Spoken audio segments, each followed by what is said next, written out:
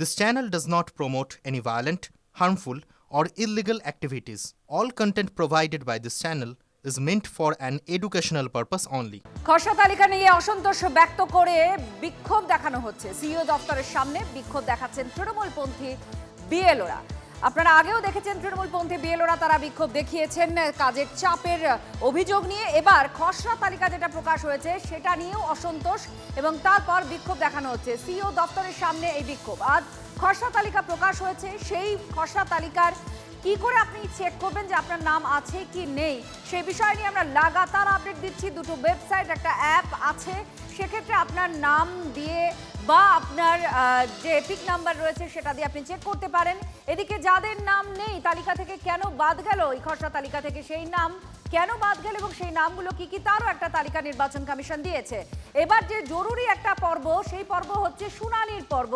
যে শুনানি পর্বে ডকুমেন্ট লাগবে, সেই ডকুমেন্টগুলো লাগবে আপনাদের আমরা জানিয়েছি। এই মুহূর্তে আপনারা দেখতে পাচ্ছেন খসড়া তালিকায় অসন্তোষ নিয়ে বিক্ষোভ দেখাচ্ছেন তৃণমূলপন্থী বিএলওরা সিইও দফতরের সামনে। সেই আগের বিক্ষোভের মতোই ছবি আমরা দেখতে পাচ্ছি। আগে যে বিক্ষোভে গার্ডরেল দেওয়া হয়েছিল, গার্ডরেলের ওপরে পড়ে লাগাতার বিক্ষোভ চরমে ছিল, সেই মুহূর্তের মতনই এই মুহূর্তে ছবি দেখা যাচ্ছে। খসড়া তালিকা নিয়ে অসন্তোষ নিয়ে তৃণমূলপন্থী বিএলওরা বিক্ষোভ দেখাচ্ছেন। শ্রাবন্তী আমাদের সঙ্গে এই মুহূর্তে সরাসরি রয়েছেন এই বিক্ষোভ স্থল থেকে, মানে সিইও দফতরের সামনে থেকে। শ্রাবন্তী, কিসের অসন্তোষ? আত্রে শেষ লগ্ন যখন আর কিছুক্ষণের মধ্যেই খসড়া তালিকার যে পিডিএফ সেটাও হাতে পেয়ে যাবেন বিএলওরা, কিন্তু তার মাঝেই হঠাৎ করে বিএলওরা বিক্ষোভ দেখাচ্ছেন। তাদের বক্তব্য সকাল থেকেই যে খসড়া তালিকা প্রত্যেকে নিজের নাম আছে কিনা যেমন দেখতে পাচ্ছেন, ঠিক তেমনিভাবে কাদের নাম বাদ গেছে সেটাও দেখতে পাচ্ছেন। এখন তাদের যুক্তি হলো যে বহু ভোটারের নাম তারা তুলেছেন, কিন্তু ইলেকশন কমিশনের গাফিলতিতে তাদের নাম বাদ গেছে এবং এক্ষেত্রে যেরকমটা তারা ইসিআইয়ের কাছে এই জবাব চোরি চোরি চুপকে চুপকে সিনেমা দেখে এসছেন। একা একা দেখুন বাড়িতে বসে বসে কার নাম বাদ, কেন বাদ, কারণটা কি জানানো যাবে না। আর আমাদের বিএলওর উপরে ফেলে নিজের এসি কামরায় বসে হাওয়া খাচ্ছেন কেন? জবাবটা কে দেবে? সমস্যাটা যা হচ্ছে তার সলিউশনটা কে বার করবে? আমাদের বিএলওর হাজার হাজার ফোন আসছে, আমার নামটা রইলো না বাদ হলো, কিভাবে দেখবো স্যার, কিভাবে দেখবো ম্যাডাম। পাবলিকলি আমাদের বিএলওদের সহকর্মীদের নম্বরটা দিয়ে দিয়েছেন, আপনার নিজের নম্বরটা দেননি কেন? আপনি একটা সেন্টার বানাননি কেন?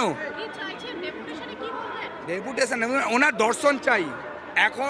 এখনকার যুগে ভগবানকে দেখতে পারবো আমরা, কিন্তু সিও সাহেব আমাদের ইলেকশন কমিশনকে দেখতে পাচ্ছি না।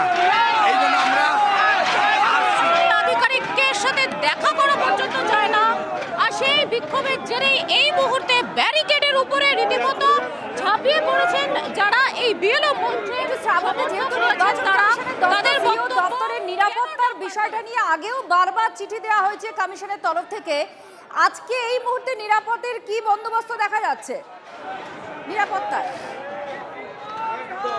আজকে তোমরা দেখাতে চাইবো যে একেবারে ব্যারিকেডের সামনে পিছনে মূলত দুটি করিডোর করে দেওয়া হয়েছে, যেখানে বিএলও এবং তাদের যে মঞ্চের সমর্থকরা রয়েছেন তারা বিক্ষোভ দেখাচ্ছেন। ঠিক তার পরেও আরেকটা গার্ড দিয়ে দেওয়া হয়েছে, যেখানে মূল যে গেট রয়েছে নির্বাচন কমিশনের সেটি রয়েছে। তবে বলি আত্রে এই মুহূর্তে উপরে যেমন সিইও মনোজ আগরওয়াল রয়েছেন, ঠিক তেমনিভাবে সুব্রত গুপ্ত বিশেষ পর্যবেক্ষক তিনিও উপস্থিত রয়েছেন। তারা কথা বলছেন।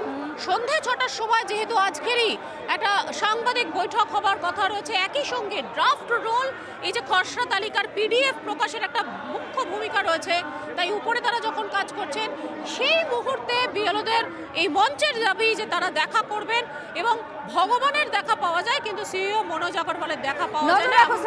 পরিস্থিতির দিকে আমাদের লাগাতার নজর থাকছে। ধন্যবাদ।